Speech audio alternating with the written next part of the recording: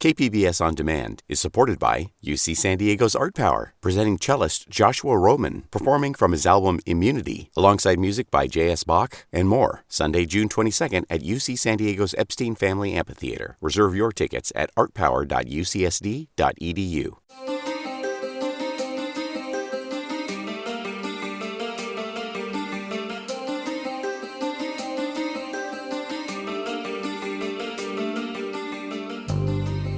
Welcome back to the KPBS Cinema Junkie podcast. I'm Beth Accomando. Today's podcast was recorded earlier this year when the film geeks at the Digital Gym Cinema launched the Universal Suspects film series. The film series is billed as 40 monsters, 31 movies, 12 months, and no escape. We're in the second half of the series, and this weekend, Abbott and Costello Meet the Mummy and The Mummy's Ghost will screen on Sunday at 1 p.m. at the Digital Gym. But back in January, I convened a Geek Roundtable with my partner in crime and fellow film geek, Miguel Rodriguez. Miguel also runs the Horrible Imaginings Film Festival, which is coming up next month. Miguel and I both volunteer as programmers with the film geeks at the Digital Gym Cinema. And for our first year-long film series, we went with our hearts and programmed the complete collection of classic Universal monster films. So here's our discussion of everything from Dracula to The Creature from the Black Lagoon. So hope you'll enjoy listening to us geek out about movie monsters.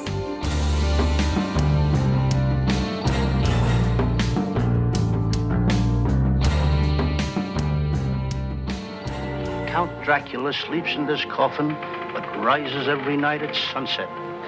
Chick is right. This is awful silly stuff. That's how Abbott and Costello looked at Dracula in 1948. This is almost 2 decades after Universal Studios created Dracula and Frankenstein on the screen for the first time. Watching these movies today, some modern audiences might giggle at things that seem cliche. The cobwebs hanging, the way Dracula enters for the first time, the music cues that we get. Back in the 1930s, when Universal introduced these creatures to audiences, these things might have seemed a lot fresher, wouldn't they, Miguel?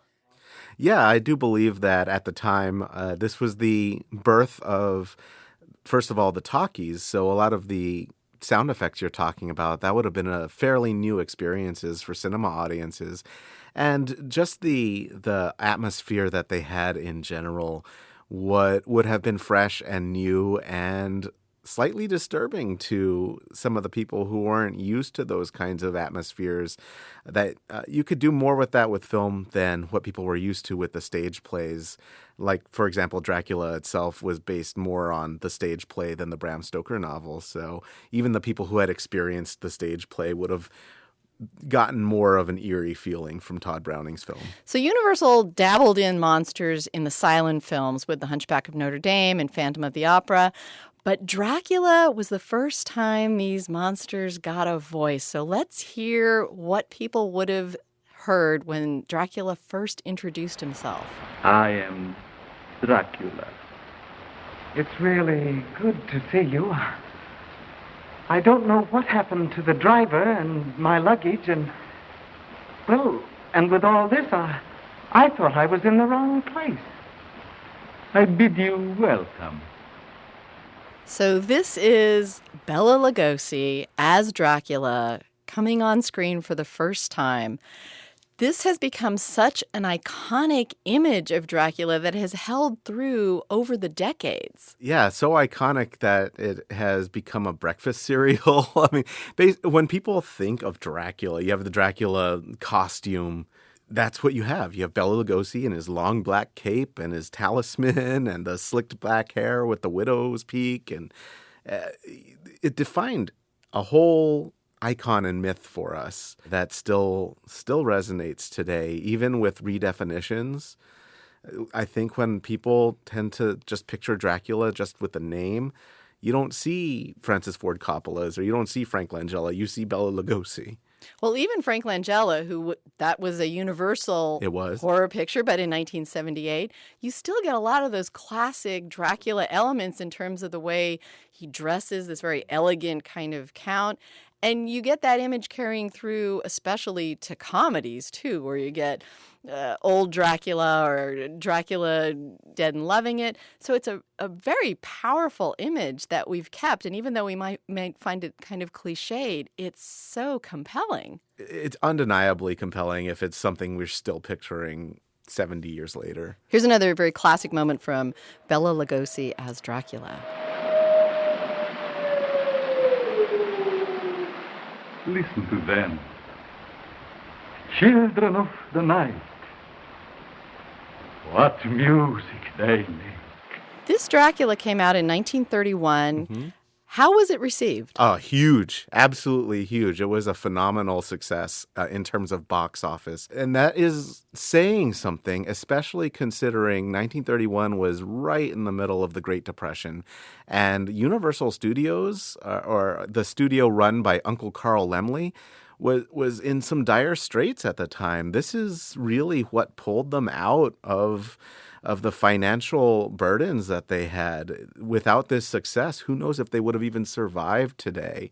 So that's something I think a lot of people have to keep in mind is, in a way, these monsters saved Hollywood. And partly, I think there are a lot of different factors here. Partly it is Bela Lugosi's accent.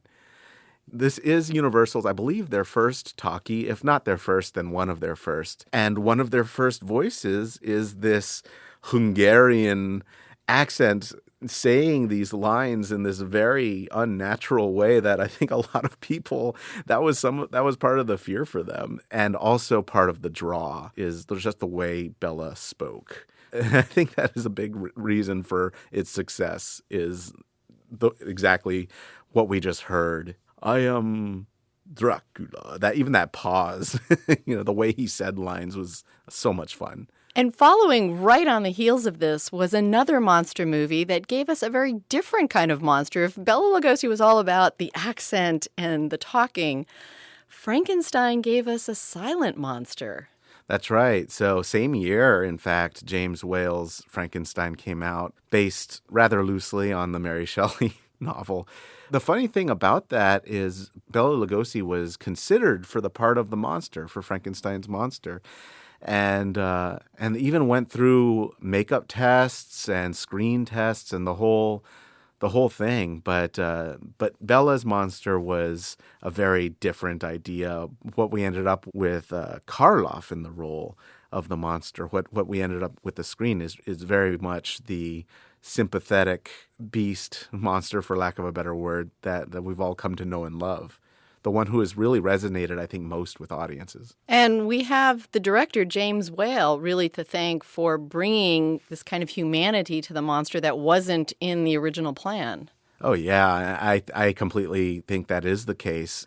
In fact, James Whale was so successful and his take was so revered by audiences that Universal did not want to let James Whale go. They wanted him as their contract director for many more films to come because of that. He nailed something there with the sympathetic monster. And talking about iconic, let's listen to a moment from Frankenstein that has resonated for decades. It's alive. It's moving. It's alive. Oh, it's alive. It's alive. It's alive. It's alive. Oh, in the name of God. Now I know what it feels like to be God. Be God. I'm not even kidding when I say I just got shivers listening to Colin Clive in that scene. You were probably about to say that was cut from the original version. I don't know if that line he says about now I know what it's like to be God, that was chopped when this first theatrically Which you can ran. Understand why, because of the things that it raises. But that notion of being God is so key to Frankenstein and some of these other monster movies, because this is science. Not so much science gone wrong, as we're later going to talk about, but science that kind of makes these scientists a little drunk on power because they're discovering this ability to create. Well, yeah, and this is a time, we're living in a time now where you can have scientists do shows like Cosmos that are very well received by the public. But at the time when the novel was written and when this film came out, scientists and science were still fairly far removed from the general public and had this kind of mystique about them that they were playing with things that maybe we weren't meant to know. And so there was some fear there. And if we do want to know about the inner workings of everything, then yeah, that comes with some kind of power madness about it. And that whole idea of now I know what it's like to be God. Maybe we were playing in God's domain. So very resonant in both the book. And in fact, the alternate title of Mary Shelley's original novel is The Modern Prometheus. And this idea of someone stealing something from the gods.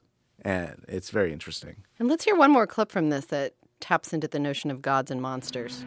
I would like to drink to our partnership. Do you like gin?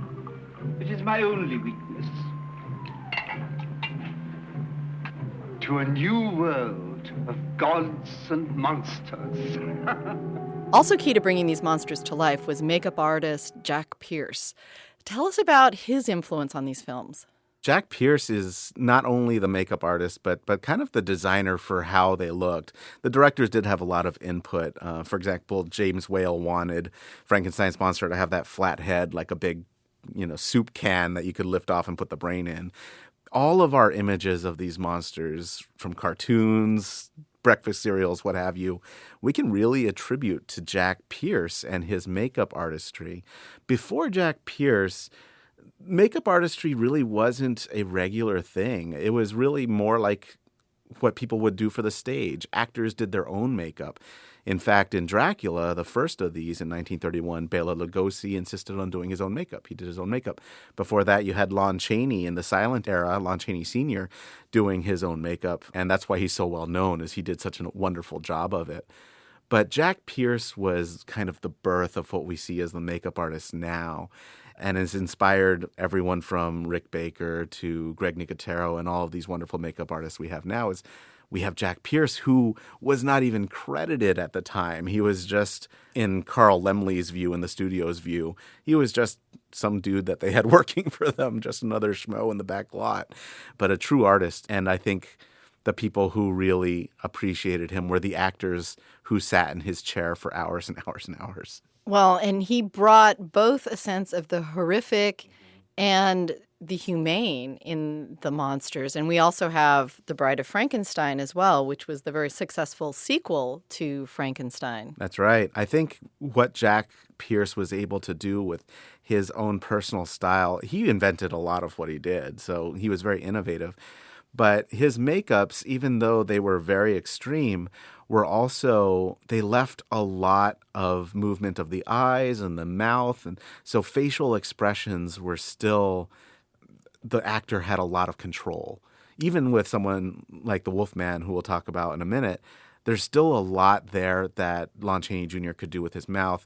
Gosh, what Karloff did in the monster makeup in Frankenstein and Bride of Frankenstein, you have no choice but to root for him. Those sad eyes, the lumbering walk, everything about him that he could bring even under awfully painful appliances that Jack put on him. It really, really shows through and speaks to the audience. Now, Dracula and Frankenstein were both taken from literary sources. Universal next turned to a kind of ripped from the headlines kind of source material. And their next monster was the Mummy. So let's hear a little bit about the Mummy. The ancient rites must be performed over thy body. And then I will read the great spell with which Isis brought Osiris back from the grave. And thou shalt rise again. No. No, I'm alive. I'm young. I won't die. I loved you once, but now you belong with the dead. I am Anxanamen, but I'm somebody else too. I want to live, even in this strange new world. For thy sake I was buried alive. I ask of thee only a moment of agony. Only so can we be united. Okay, a moment of agony. Tell us a little bit about what inspired The Mummy. The Mummy came out in 1932, a decade after the discovery of the tomb of King Tutankhamun, which was in 1922. So 10 years is not, it's a whole decade, but for the hugeness of that discovery, it was still fresh, and people were really obsessed with the idea of King Tut. And you can see why. What we have is, after classical literature and things like the Renaissance, finally we see a body from that era 2,000 years ago. It still has flesh on it. And the idea of mummification was both fascinating and terrifying. And I think that's where we get this idea of it looks, the body of King Tut looks so intact. What if it could come back? And this idea of resurrection is a big part of what drives the mythos of the 1932 Mummy, where we have Karloff delivering amazing dialogue in his amazing voice. He's allowed to speak, unlike really Frankenstein had him do that much. And what's really nice about these films that you don't really get in modern cinema is that sense of delivering lines in a theatrical, almost stage play kind of way.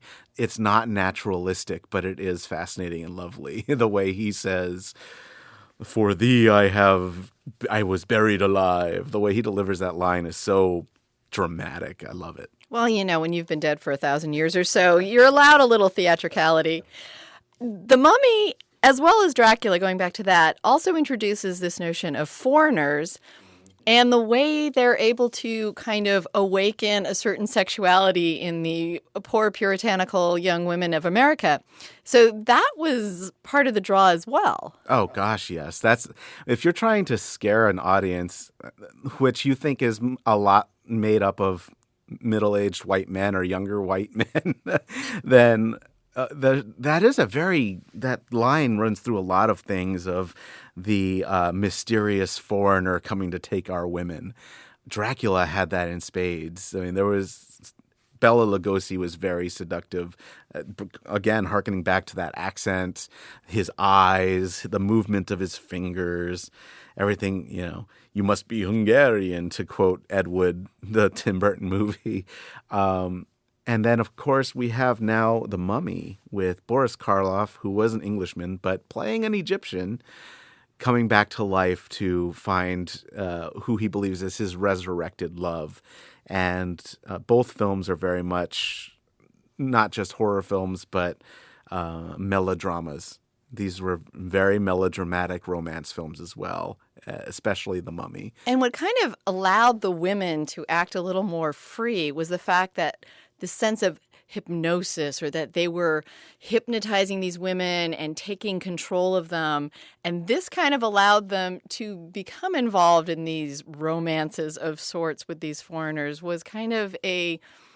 That was a different kind of scary for an American audience at that time? Yeah, well, you have two things that can allow you to do. We realize the fear of someone I love and someone who is one of my people going toward a foreign entity. But you also get the ability for that to happen, but for the woman to also be what's the word? Denying responsibility for their actions. Yeah. She doesn't have to be punished at the end, So it relieves her of the responsibility at that same time because there's a magical element to it, which is funny because I think a lot of the fear and the xenophobia that was attributed to the mysterious foreigner taking our women was that they were putting some kind of power over them, that was a very real fear too. And so these movies gave that a literal meaning. Now, next up on the monster lineup for Universal, it's kind of a bit of a return to the notion of gods and monsters and scientists drunk on power a little bit. And this is The Invisible Man. This is the first film to star one of the more underappreciated actors, I think, Claude Rains, who plays the Invisible Man. Let's hear him. Power, I said.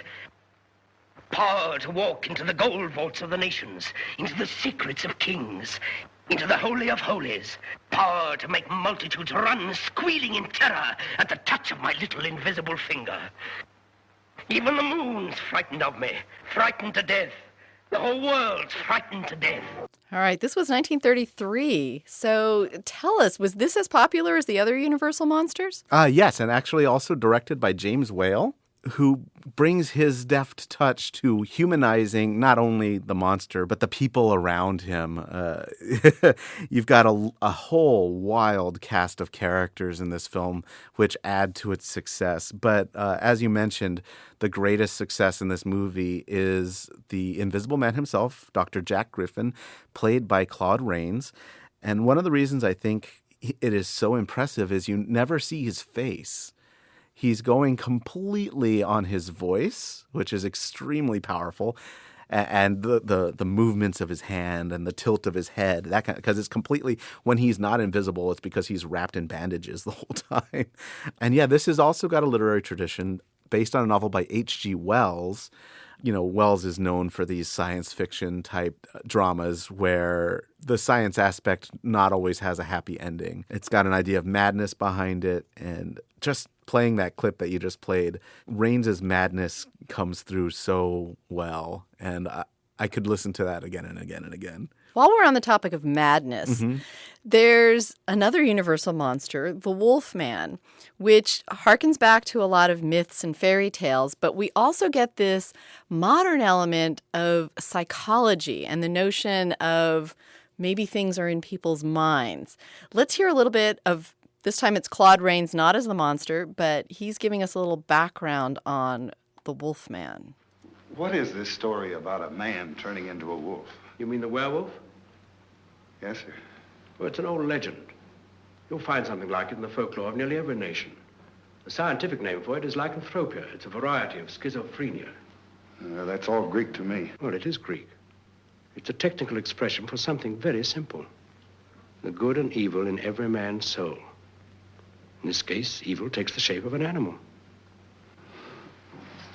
I can figure out most anything if you give me electric or tubes and wires, but something I can do with my hands. But these things you can't even touch. What's the matter with you, Larry? Oh. Well, nothing, sir. But do you believe in these yarns? Larry, to some people, life is very simple. They decide that this is good, that is bad. This is wrong, that's right. There's no right and wrong, no good and bad. No shadings and grays, all blacks and whites. That'd be Paul Montfort. Exactly. Now, others of us find that good, bad, right, wrong are many-sided, complex things. We try to see every side, but the more we see, the less sure we are. Now, you ask me if I believe a man can become a wolf. Well, if you mean, can he take on the physical characteristics of an animal? No, it's fantastic. However, I do believe that most anything can happen to a man in his own mind. So we have Lon Chaney Jr. taking on the role of the Wolfman. And what people may forget about almost all of these monsters is they do have this incredible humanity, which gives these horror films a very different tone from a lot of what our contemporary films are like. Yeah, that's right. I think these films can be more attributed to the tradition, the dramatic tradition of tragedies. And nowhere is that more evident than in The Wolfman, where you literally do see the monster's humanity because whenever it's not a full moon, he's just a regular guy.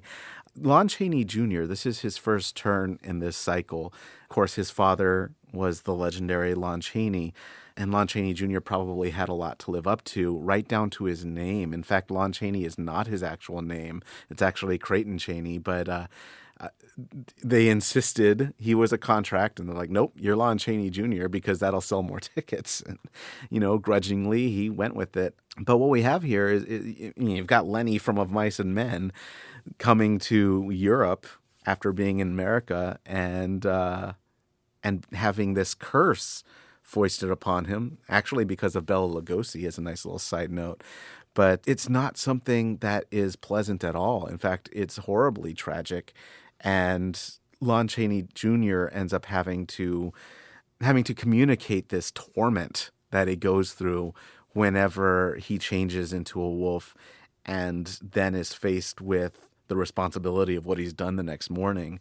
It's really sad, and the film does a great job of communicating that, as does Lon Chaney Jr. The look in his eyes is quite pained.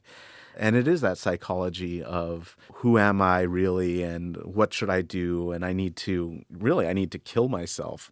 And that idea is a terrifying idea, especially for 1944 when this film came out. Oh, and also the suggestion that it could be all in his head. We as the audience see him going through this physical transformation, but part of what Claude Rains is suggesting is that maybe this is something just going on in his mind, which is also adds another layer of horror to what could possibly be going on. Right. I guess from Lon Chaney Jr.'s perspective, he doesn't see himself becoming a wolf.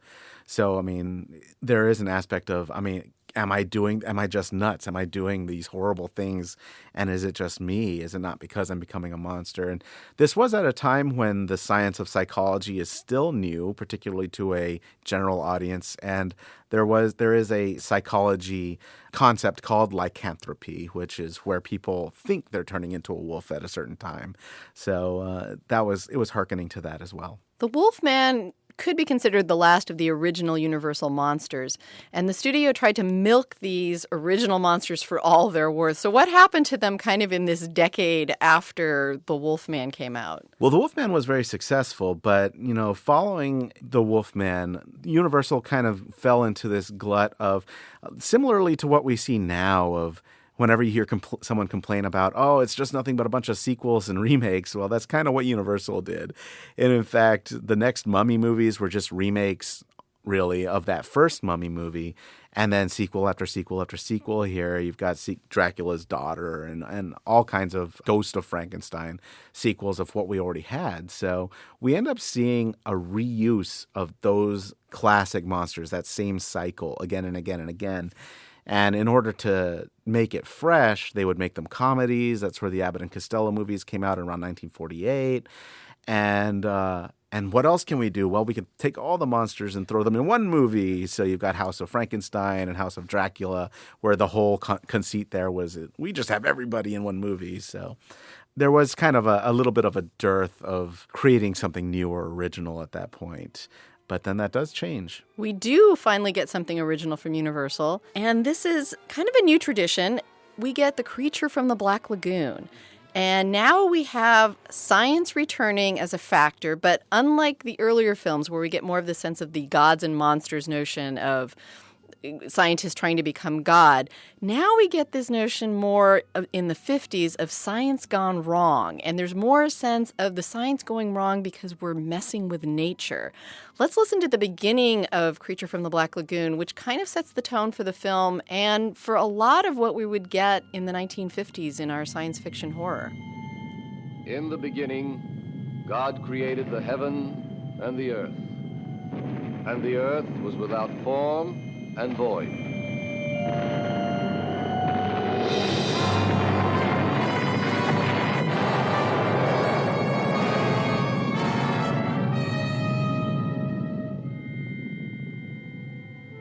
This is the planet Earth, newly born and cooling rapidly from a temperature of 6,000 degrees to a few hundred in less than 5 billion years. The heat rises, meets the atmosphere, the clouds form, and rain pours down upon the hardening surface for countless centuries. The restless seas rise, find boundaries, are contained. Now, in their warm depths, the miracle of life begins. In infinite variety, living things appear and change and reach the land, leaving a record of their coming, of their struggle to survive, and of their eventual end. The record of life is written on the land, where 15 million years later, in the upper reaches of the Amazon, man is still trying to read it. So talk a little bit about The Creature. The Creature introduced us to this great character. For anybody who hasn't seen it, describe what the Gill-Man looks like. Well, the Gill-Man is post Jack Pierce, and it's a full body fish man, for lack of a better term. The suit, the costume that the actors, there were two actors who played the Gill-Man, was wearing is so convincing and so well done that most makeup artists and special effects artists today still cite it as one of cinema's best special effects makeup jobs ever. It is head to toe. There are no seams visible. You see it from all angles.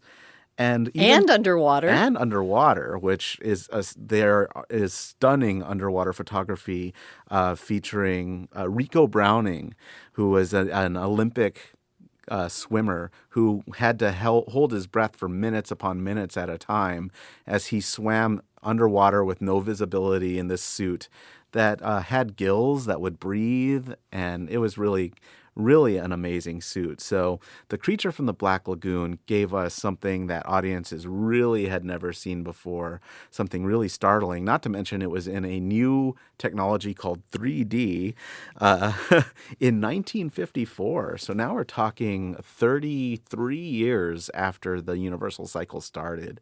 And The Creature was a real revitalization of it. And what you were mentioning about the science aspect, before we had scientists as these kind of larger-than-life figures. Now we have the scientist characters as these are just guys with jobs just like anyone else.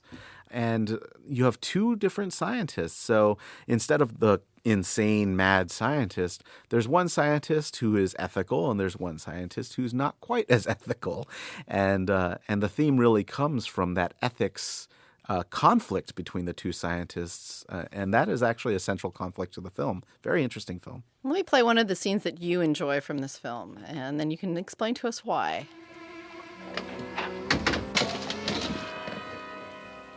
Hi. Thought I'd come up and get some air.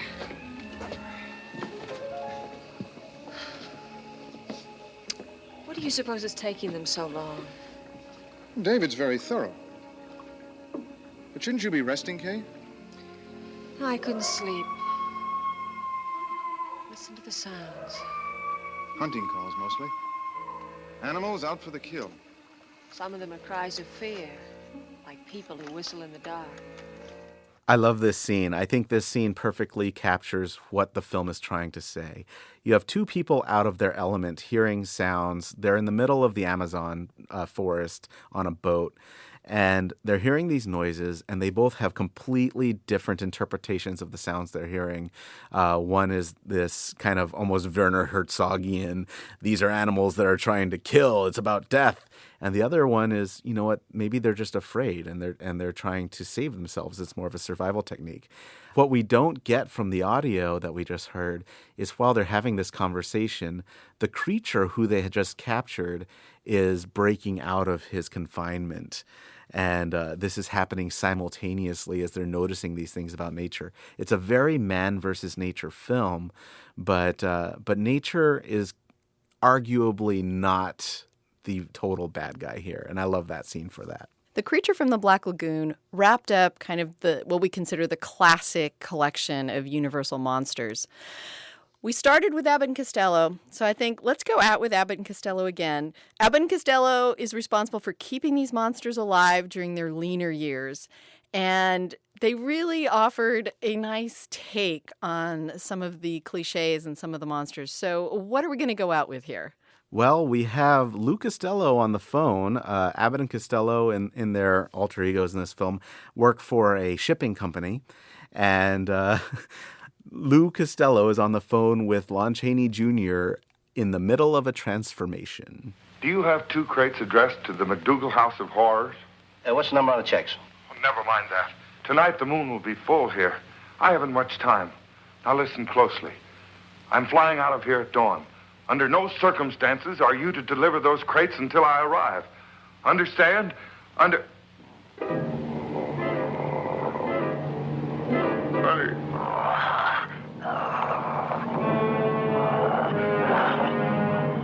McDougal, will you stop gargling your throat?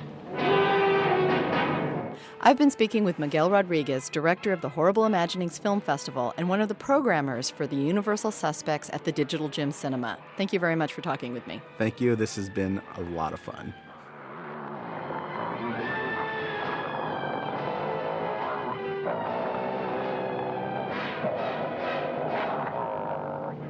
Hey, you'll have to get your dog away from the phone. I can't hear a word you're saying.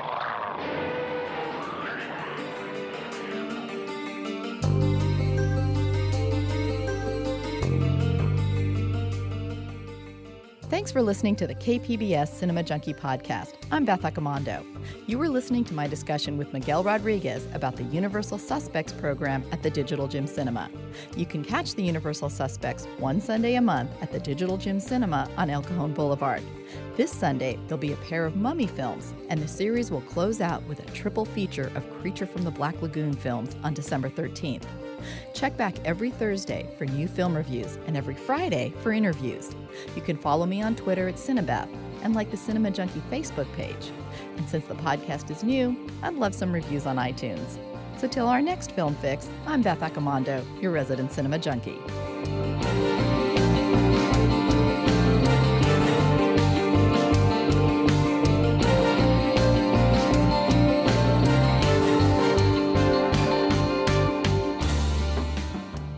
KPBS On Demand is supported by UC San Diego's Art Power, presenting cellist Joshua Roman, performing from his album Immunity, alongside music by J.S. Bach and more, Sunday, June 22nd at UC San Diego's Epstein Family Amphitheater. Reserve your tickets at artpower.ucsd.edu.